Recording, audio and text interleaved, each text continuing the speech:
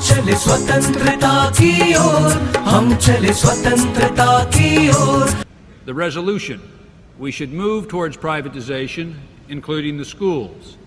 Speaking for privatization is Foreign Line host William F. Buckley Jr., Nobel laureate Milton Friedman, and economist Thomas Sowell, both senior research fellows at the Hoover Institute, Stanford University.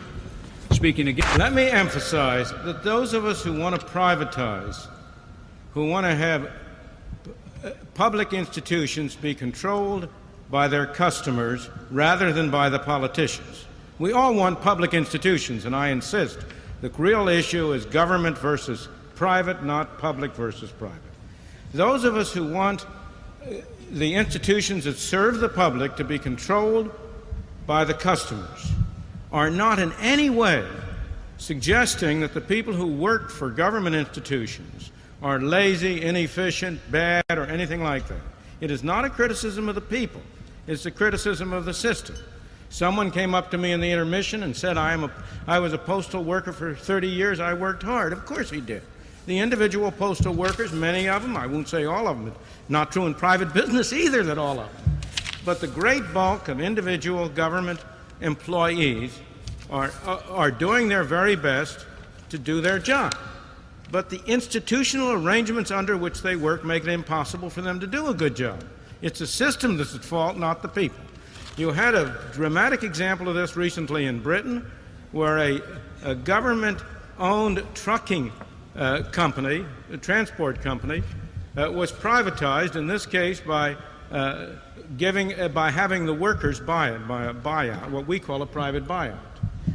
That company had been losing heavily before.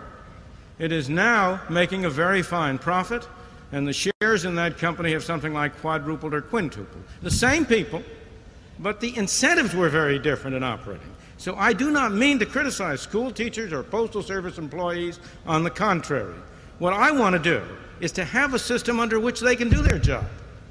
I have had any number of school teachers who have complained that with the kind of administrative guidance they get from Mr. Honig and his fellow civil servants, it is very difficult for them to do their job.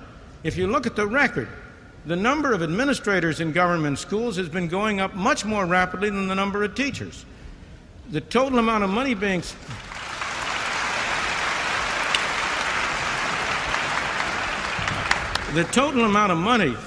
spent on schools has doubled, on government schools has doubled over the past 20 years per capita.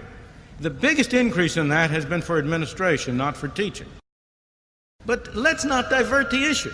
The crucial issue is, shall parents, especially those in the lower and middle income classes, have the same opportunity to choose the schools to which their children go that we in the upper and middle income classes have? That's the crucial question.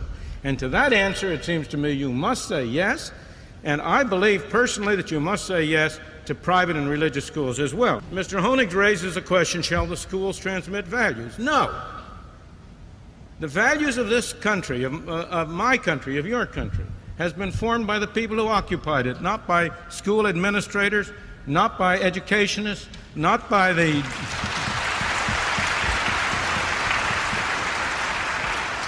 We as parents should transmit values to our children. And we as parents, as citizens of our country, should in our political and ordinary activities, one with another, jointly form our values. That's what's made this country great.